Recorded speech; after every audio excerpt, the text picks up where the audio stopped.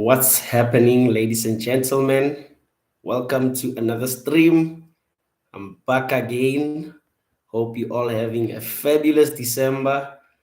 So, yes, yeah, I'm just happy that I am back, ladies and gentlemen. I can give you some nice talking points and feedback about all things FPL and Premier League and some bit of, Manchester United.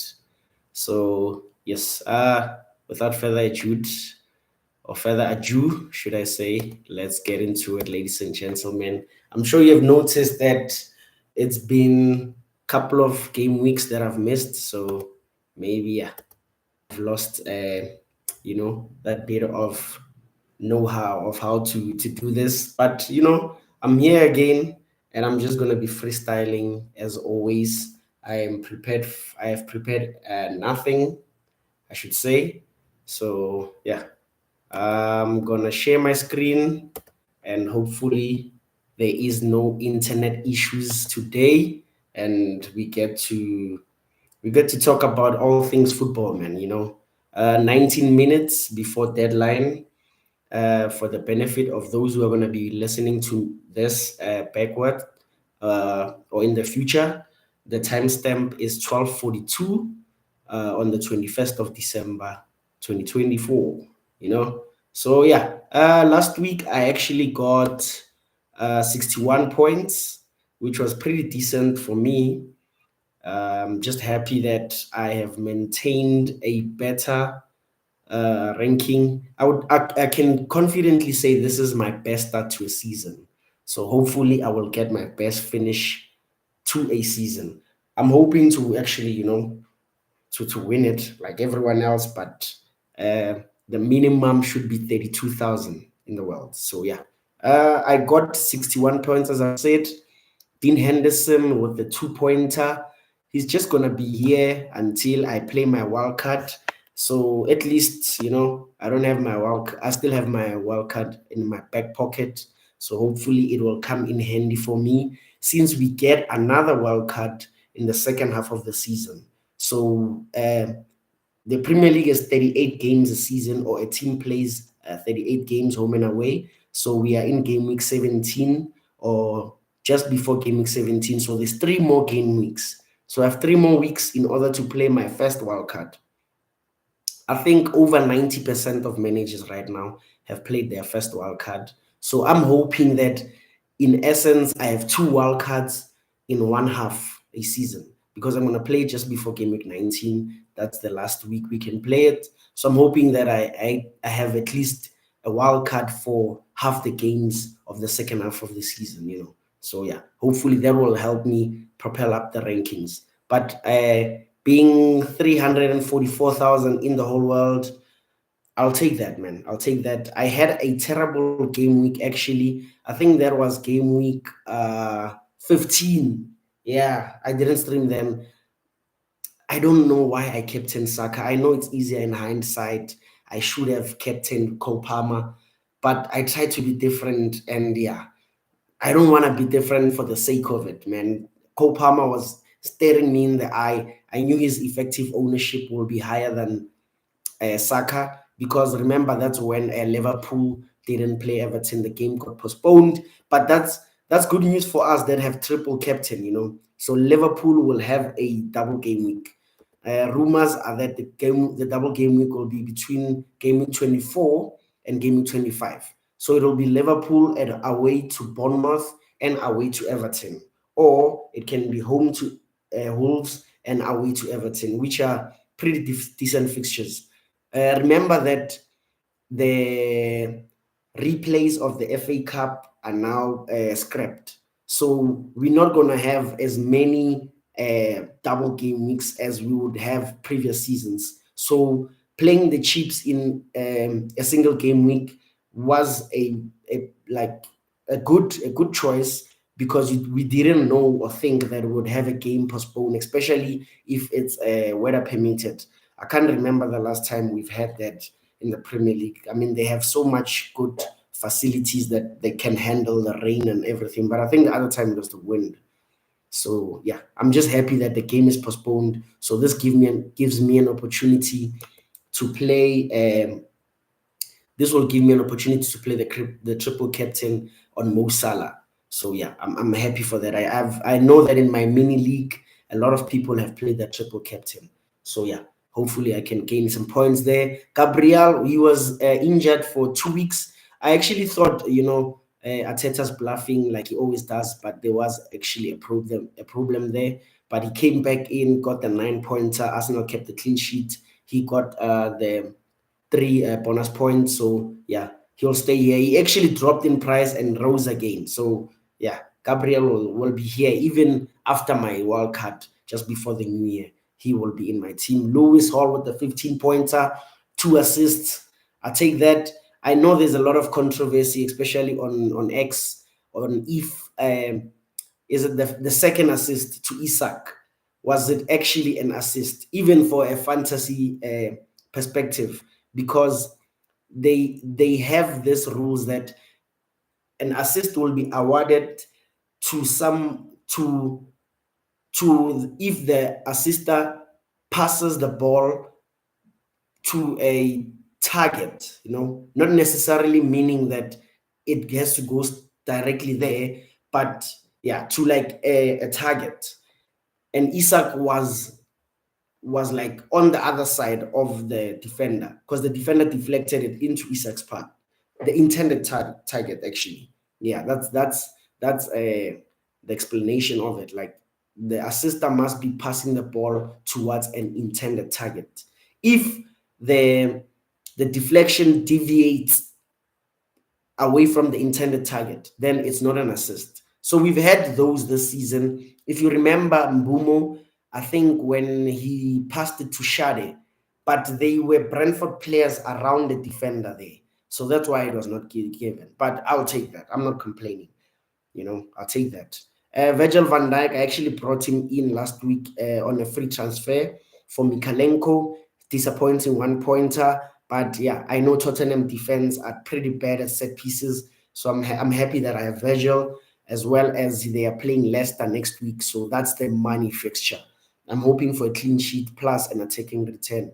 So hopefully Big Virgil will come through for me. Saka has been disappointing in the past 2-3 game weeks. He's been one of the most consistent guy because he's retained 16 attacking returns in the first 13 games.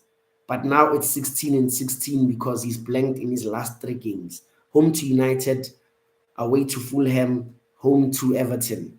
Arsenal's only scored 3 and 3. And yeah, he was not involved in any. The numbers actually still look good.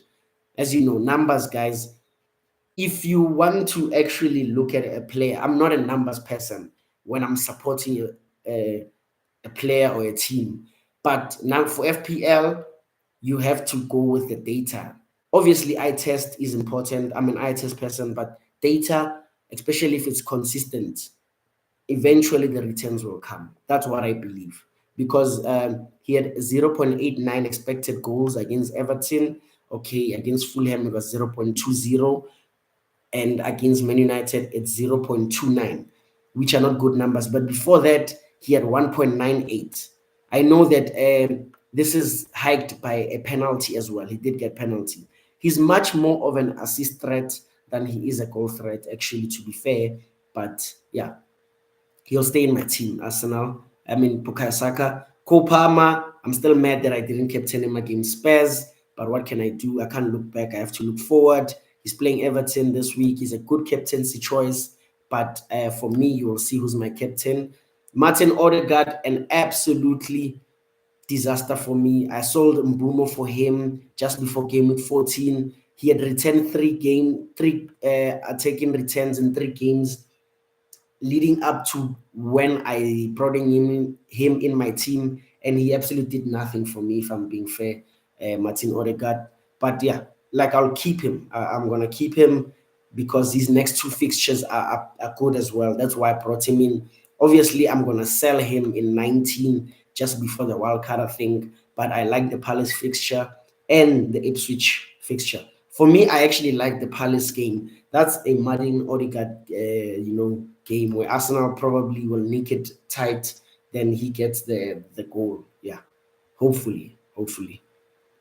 but I won't hold him to that because yeah, he's done almost nothing for me. Then Mo Salah captain. At the end of the game, I was pretty much disappointed because Liverpool had gotten a red card.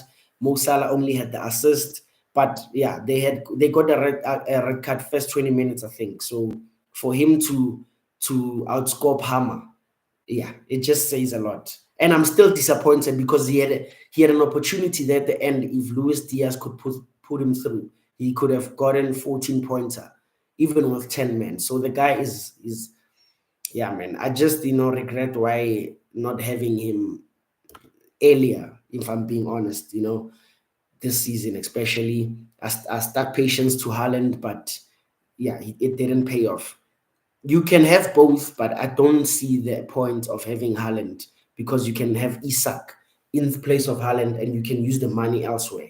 It allows you to get your likes of Saka, Palmer. For me, I can squeeze Odegaard in. If it's not Odegaard, I can bring in Bruno Fernandes, his own penalties, talisman for United. So yeah, we'll see in the future. Strand Larsen, very disappointing. He's blanked in his last 3 games after his 11-point heroics. So disappointed, but he's playing Leicester away, new manager bounce.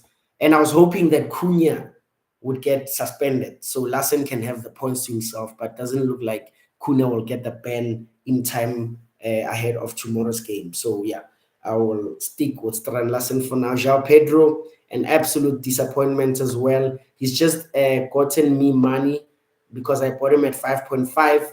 He's now 5.9. I think is a good asset because of his pricing. 5.9, he's probably one of the best in terms of value for money. He should be like 6.5 or 7. He's on penalties, he plays for a good team that scores goals. But yeah, as we've seen Brighton, they have performed well against Arsenal, Man United. They lost to Chelsea, but they beat Spurs, they beat Newcastle, who are a good team. They beat Man City, but everyone does. Then they drew to Southampton, Fulham, they lost, drew to Leicester, like the two promoted teams. That's just not good enough. So yeah, I have a benching dilemma actually. So I do not know what to do, but we'll see. Then Alexander Isak, I'm glad. Yeah, I brought him in. Like I sold Salah and no, sorry, I sold Haaland and Brennan Johnson for Isak and Salah, and I was around about 1.4 million in the world. So that done me well, if I'm being honest. Now people are bringing in Isak.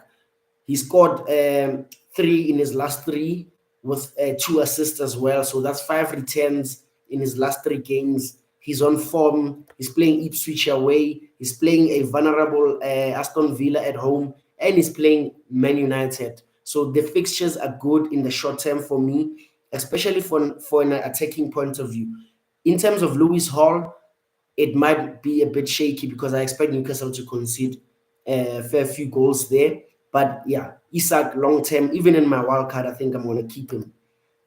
He also rose in price again. So yeah, that's my team. Martinez assist, then Rogers 2-pointer on the bench. So we are 7 minutes before the deadline. So let's go into this week's team. I've already made a transfer.